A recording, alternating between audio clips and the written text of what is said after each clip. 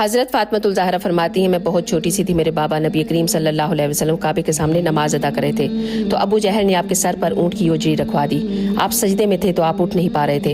حضرت فاطمہ کہتی ہیں حضور کو سجدے میں دیکھا تو چھوٹے چھوٹے ہاتھوں سے میں نے اوجری نیچے گرائی، حضور بولے کچھ نہیں تو میں نے حضور کی انگلی کو تھاما اور میں کنویں کے پاس لے آئی، حضور بیٹھ گئے اور میں کنویں سے پانی نکالنے لگی، میں حضور کی زلفیں دوتی جاتی اور حضور روتے جاتے۔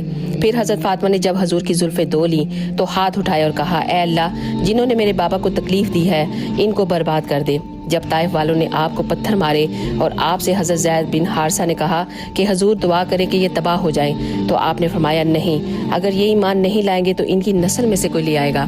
حضور نے کبھی بھی کسی کے لیے بد دعا نہیں کی تھی۔ تو جب حضرت فاطمہ نے کہا کہ اے اللہ انہیں برباد کر دے تو حضور نے بھی ہاتھ اٹھائے اور کہا کہ اے اللہ جیسے میری بیٹی کہتی ہے ویسا کر دے۔ اللہ اکبر۔ اگر آپ کو ویڈیو اچھی لگے تو ضرور شیئر کیجیے گا۔ جزاک اللہ خیر۔